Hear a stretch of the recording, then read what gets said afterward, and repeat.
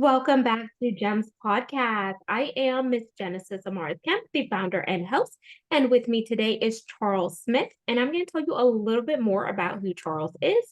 So, Charles Smith is a lifelong survivor of multiple different traumas, including, but not limited to, being orphaned at a young age, being a homeless veteran, and surviving a suicide attempt 10 years before his son was born. He comes to us now as an inspiration of proof that you can overcome the worst life has to offer and use your pain as a building block in support of others. So, without further ado, let's welcome the man behind it all, Charles Smith.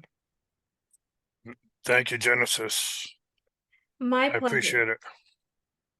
My pleasure, Charles, and thank you so much for sharing and holding space with me today. And I want to dive into the connection part of the segment, which allows the audience to get to know you in a fun, personal, but professional manner. So, are you in the mood for either a rapid fire 10 question game or an icebreaker? 10 questions. Okie Sure. dokie. We're playing rapid fire with Charles and Genesis. Do do do do do do. Question number one. What branch of military did you serve in? Army infantry. Question number two. What's one word to describe you? Survivor, I Qu- guess. Question three. Being a dad, what is one piece of advice you would give to either a new or seasoned father? Have patience.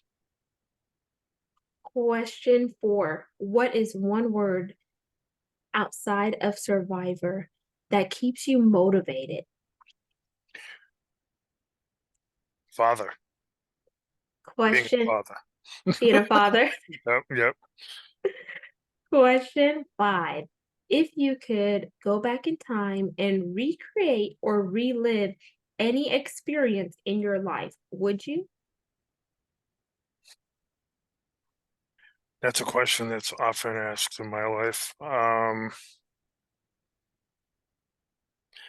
Yes. Okay. Yes. Would you like to share or no? I think I would change. I think I would. There's a selfish side of me that would change a lot of my life, like my mother's passing, my father's passing, all of that. But there's the other side of me that knows that everything happened for a reason. It's so I can help others. So yeah, that's what I would change if I could. Thank you for sharing that. I lost my father recently. So I Sorry to do hear that. thank you. I do appreciate that sentiment there. So question five, keep me honest here. We're on five, right? I think so. Yes. Y'all, it's always a fun time on Gems. Yep. Question five. What is your favorite food? Uh, Chinese food. I actually have some waiting for me when I'm done with this. Well, we're gonna be quick so you can eat your Chinese. Question six. Favorite color. Black, which is actually not a color. It's a mixture of all colors. So all colors. Question seven. Question seven. What's your happy place? A place that, well, there's two actually. A place that my family calls a camp. It's a house in a town called East Douglas that's on a lake.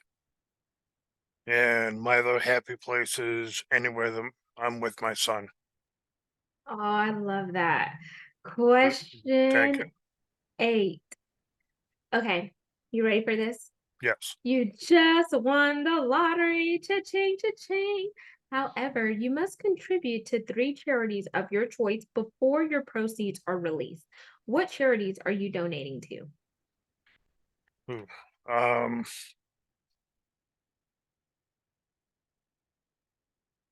Project New Hope in Worcester. It's a veterans nonprofit. Um,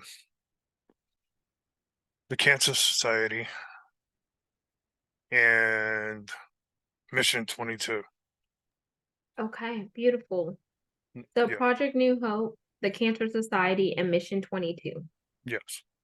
Question 9. Would you rather coffee, tea, or something else? Coffee, hands down. No, no, not even a thought about that. And question 10. It is our pass or play question, and here are the rules. If you pass, our rules are reversed, and you can ask me any question. If you choose to play, I ask one last question to wrap up rapid fire. So, do you want to pass or play? I'll play. Okie dokie. Last question. Do you have a dream car? Yeah, it's a Hummer, a Oh, okay. Humvee. Yeah. And that concludes a rapid fire with Charles and Genesis. So, audience, I hope you learned a little bit more about who Charles is. Now, we're going to dive into the main segment, which is what Charles is doing now. I'm sure you're all eager to know. So, Charles, I know you really focus on healing from within and not just Yes. covering up the wounds. And I'm sure, the audience may want to know, okay, Charles, what does it look like to heal from within? Can you start talking about that and I would say start with your personal journey on how you went on your healing journey from within. Well, I lived undiagnosed with PTSD for a lot of my life, and I felt misplaced. I was actually just talking to a female friend of mine earlier today, and I was telling her like I don't feel the urge for intimacy like everybody else does. It's just how I am, how I'm designed, how I'm built, you know. And I don't think there's anything wrong with that within me. It's just how I am, you know, and um part of that, you know, I think that part of that healing from within is healing all of that. Healing like the PTSD part of myself. Like I struggle with emotion. I struggle with uh a lot of different aspects within PTSD. Um Flashbacks, nightmares, all of that, and how you heal from within, you learn how to live the best normal life that you can with what you have. So can I ask a question really quick there, Charles? Sure. So I'm gonna put the definition there for the audience. So PTSD, y'all, if you're not aware, it's post-traumatic stress disorder. Mm. Would you say that your PTSD stemmed from early childhood, or did it stem from you being in the military? Yes.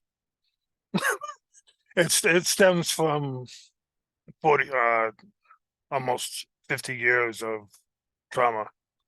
I have what you call complex or compounded PTSD. Okay, perfect. And the reason why I asked that question is because sometimes people think that PTSD is only for, veterans and people who served in the military, when in actuality, PTSD could be from any any type of incident that left you Mm. traumatized, but versus you dealing with the trauma, you kept covering it up and masking the trauma, and then it could begin to get bigger and larger. I'm not an expert in PTSD, nor do I have it, but I just wanted to just draw this out so we could, frame it up for the audience listening in. So you said you have complex and compounding. Did I hear you correctly? Yeah, some people call it complex, some people call it compounded. It's the same thing. I Can look at it as like a layer cake, and like uh like my mom dying, and then my father dying, and then this happening and that happening and that happening, and then being in a tank explosion, and you know what happened to me in Cuba, which was being in a lot of riots. um that all PTSD is PTSD is PTSD. You don't have multiple forms of PTSD. PTSD just gets piled on top of each other, and just it's like a snowball. Seeing it, I'm about to get a foot of snow. It's like a snowball. If you keep on rolling it, it's going to get bigger and bigger and bigger. If you keep rolling a ball of PTSD and trauma, it's going to keep getting bigger and bigger and bigger until it's a huge ball of trauma. Yes. So then, at what point in your life did you realize that something was just not connecting and you needed to get help dealing with the PTSD because you wanted to go from trauma to some form of healing to really just not just surviving life, but really thriving in your life? It wasn't until I was a homeless veteran in my 30s that I started going to the VA and getting help from the VA. And then I was diagnosed with PTSD, which was probably one of the best things that have ever happened. And I call my homelessness my crucible, because it was one of the worst experiences of my life, but it was also the moment of my life that changed my life.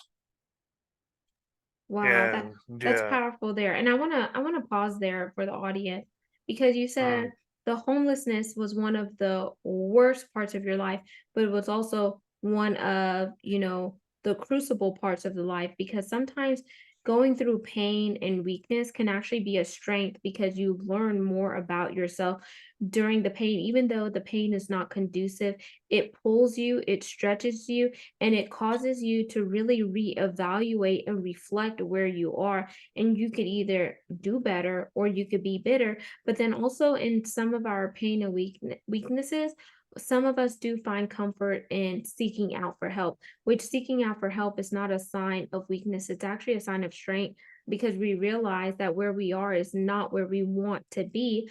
And we're not going to be conditioned or limited to stay there. So I just wanted to add emphasis there. Would you agree with that, statement, Charles? absolutely. Yeah, absolutely. And there's a lot of veterans and first responders and everyday people that are, for lack of a better term, too proud to get help. And Yes. they shouldn't be. There's nothing proud about not getting help. I would rather get help. I would rather see one and get help than be carried by six. Hmm. And let's talk about that there too, because you said you would rather see one and carry for help and get help. And you mentioned in your bio a suicide attempt. So did the Hmm. suicide attempt come before the homelessness, or can what did that look like in your life? Um, my And it uncle, my uncle and my grandfather were two of the people that raised me in my life, and they both passed away in 2001 of cancer. And that was like losing my father two times, you know. over again, which really put me in a really dark, dark depression. And it almost killed me, literally. I started cutting on myself to feel something other than what I was feeling. And I took a bottle of sleeping pills one night and I carved the words "F you world" in my arm, and I fell asleep, and my friends found me.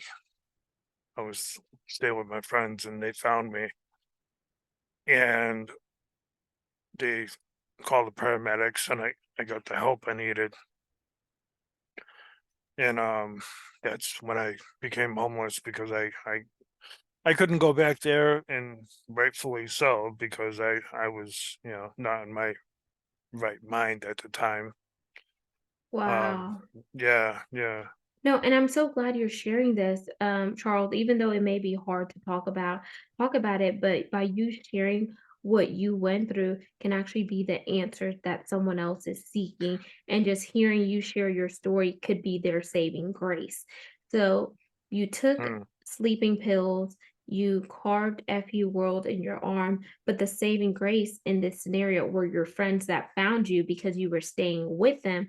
So had your friends not found you, you wouldn't be here telling your story, and your story wouldn't be a pillar to help deliver somebody else that may be struggling with PTSD, that may have lost, loved ones, and the grief is just so it's just so unbearable that they just don't know what to do. And y'all, losing my dad was like losing my best friend, and I am married, mm, and not even my husband could understand what I was going through at the time, and my father passed in 2020, the day before Thanksgiving, in the hospital unexpectedly, and I can never relive the phone call like the way I got the phone call, the way it happened, and just the mm, pain of it, the numbness, like I just felt like the wind was knocked out of me. I felt like, what's the point of living? And my father was a religious man. I'm like, okay, if he loves God, he does all these things. Do the good people die young? Why are the good people taking on? And I had so many questions. And I say this because there may be, you may be the person listening in or watching this video that says, Charles, Genesis, I'm right there with you. And I was on my last. If I didn't hear you, I wouldn't be here. So I'm just speaking to you mm. directly and letting you know Charles and I are here with you. We may not be in the same exact thing that you're going through, but find hope to live again. Find hope to Exactly. seek out help. Find hope to call a friend, whether you have to phone a friend, whether you have to go check into a facility or etc. You are not alone, and you were not meant to do life by yourself. There is a tribe for you. You have to fight. You have to believe, and you have to know that it's not always going to be dark. The darkness is going to turn into sunshine. And if you think about it, think about when it's really dark and gloomy outside and it's a thunderstorm, doesn't the sun come out afterwards? Your sun will come out. Sorry, Yeah. Charles. I just wanted to share that because I really feel like we're talking to a group here that needs what you have to share and what I have to share. Oh, you're And absolutely right. Definitely, definitely. oh, wow, I'm just lost for words here because PTSD, suicide attempt, but then your blooming part was your son. So your son is your Yeah. reason of hope and to live and etc. So what year was your son born in? He was born in 2012. And Wow. like 12 years after yeah, your father, no, 11 years after your father and uncle's passing. grandfather and uncle. Oh, grandfather and uncle. Yeah. Thank you. Yeah. Yeah. And like I always tell people, you know, my suicide attempt was 20 years ago. My son is 10 now. You do the math. If I was successful, he wouldn't be here. A life. There's nothing more precious than that. I could write a best-selling book. I could I could just talk about a movie about my life. That could be a number one seller. Nothing tops his life, you know, Yes. and it's just so, breathtaking that, if I didn't if I didn't survive, he wouldn't be here. That's just, like, I have so many friends that have taken their own lives that I wish I could have talked to them before. Like, there was a girl in college when I was going to college. I just graduated a few years ago from college. I'm 50 and I just graduated, so it's never too late. Congrats. No, it's never too Thank late. you, thank you. Yeah, but I when I was in one class and we had this girl that always sat like kind of in the back and for a couple of classes, and all of a sudden she wasn't there after one of the quick breaks that we had, and the professor was like, before we start, I have to tell you guys something. The girl who sat in the back, she took her own life, yeah, during break. And I was just like, oh, why? I wish that she came to one of us, you know? One of us would have had 5 minutes to talk to her, you know? But But you know what I like to say here, because sometimes people suffer in silence and they may not mm, necessarily know how to come and talk to somebody. But if you give somebody a smile could radiate their day. If you yeah, just ask somebody, how are you doing? If you just open the door for somebody, or you show them grace, you show them compassion, you just engage in what may be a small conversation to you could be meaningful to them, just little small random acts of kindness. You never know how that person you interacted, it can shape, mold, and change the trajectory of their day, of their week, of their life, and you just never know, and you may never see them again, but because you did something so small, so random, and so kind, that person then lives. And you said you wish that she would have just came and talked to you all, but were you like, let's play devil's advocate here, did you mm. ever think about just reaching out and saying, hey, I see you in the back, like, would you like to be a study buddy or a partner? Or did you just feel like, you know what, she's in her own lane, I'm in my lane, and just let it be? That's a good question. And we only had like a couple classes together. So I never really did that. And seeing that I was like the older classmate, I kind of just stayed in my own lane. I didn't want to be the dirty old man. You know. I got it. I respect you for that. So I'm gonna ask this follow-up question here because you mentioned this.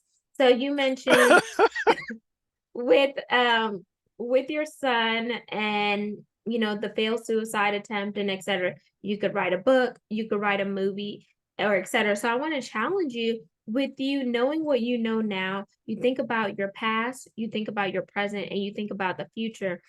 Are you going to put the pen to the paper or get the fingers to the keyboard and start penning your story in hopes of leaving a legacy for your son? Well, I already got 10 homes in 11 years written and published, which is the first 10 years of my life. I am going to, I'm challenging myself to get the next one done in a month, which is the next chunk of 10 years written in March. And that one's going to be called Blood on Blood. And then I want to write one every year and have it about the 10 years of that life, you know, because my life is actually that interesting that I can have a book for every 10 years of my life. Well, congratulations on that. And I'm so glad that you have already started putting it out there. And I know you partnered with the VA and you went to the VA and they got you help. So since you were a homeless veteran and you partnered with the VA and they got you back to where you are you going to do any type of collaborations with, the VA in your local or surrounding areas to help other veterans that may be struggling with PTSD or any other issues? How do I put this? I put it out there, but I haven't gotten any feedback. I'll put that way. Okay, that's fair. So I Yeah, guess yeah. you've listened to my show, so you know I'm all up for challenges. So I guess one challenge I would say for you, since you did put it out there and you haven't gotten the feedback, maybe it's time for the leap of faith, and maybe you could start a nonprofit where you could kind of take what it is that you want to do and start something, whether you have a big community like the VA supporting you or a big organization, or if you're just the one spearheading it and then you tell other people what your mission is, what your movement is, and other people will link arms with you to, follow in suit and stand in solidarity. And then you could really start to see the momentum build up. Just a thought. Yeah, that's a possibility. I was actually talking to someone a couple of weeks ago about doing inspirational speeches and having the one thing that I would do differently than all the other big figure inspirational speech speakers is when somebody hires me to do a speech, speak to their company, their money would also pay for me to go to a veterans organization or a addiction recovery agency, someplace, a detox or someplace like that, and do a speech. So, That will be so and totally like cool and amazing just to see mm, you do that because then you get in front of the people where you once were. yeah, yeah, Yeah. yeah. So now I kind of want to throw you an audible here, Charles, before we wind down to ask you, is there something that I didn't ask you that you want to share with the audience today regarding, PTSD, any inspiration, or anything along those lines? Well, I do work for Aware Recovery Care, and they're an IHAP program, which is in-home addiction treatment. And what we do is we meet the person where they're at, which could be in the home. I just literally came from a person's home and we talked about their recovery. And Wednesday I'll be playing pool with a client, talking about their recovery. Um, and the most amazing thing is we have the client for a year instead of like for the length of like a detox or a CSS or an ATS, which I've worked in all three, and I never felt like I had the time with the clients and with aware I feel like I really have the time to make a difference in the clients' lives. And we have better stats than just about anybody out there because of that and because of the what we bring to the table. Most of us are in addiction recovery ourselves. I'm 30 years in recovery. Yeah, yeah, yeah. Well, that's impressive and congratulations because, Thank 30 you. years is a long time and, you're still going and you still have, more life in you, more fight in you. And thank you for the work that you're doing with Aware and, being a lifelong partner and buddy for somebody that you're working with because you're truly making an imprint in their life that's also making impacts for not just them, but also the people they're going to come in connection with. So, Charles, Right. let's jump into the CTA, which is the call to action. What is your call to action for the audience listening in and the viewers who are going to watch this video? My call to action would be to don't give up hope, and stay strong no matter what comes down the pike. You know, there's talk about World War III, there's talk about this, talk about that. Just stay strong and hope that everything's going to be okay, and live every day like, you know, live every day to the best of your ability. That's all any of us can do. Yes, absolutely. And thank you for sharing that. And how can the audience connect with you? What's your website? Lifelongexperience.net. That's got all 7 of my books, and it's got my new one that's coming out, The Power of a Happy Mind. That's just coming out like in a couple days, newly published. And yeah, it's got merchandise and everything on it. So it's like one-stop shopping. Amazing. And y'all, once again, that is www.lifelongexperience.net. And you just heard Charles Smith.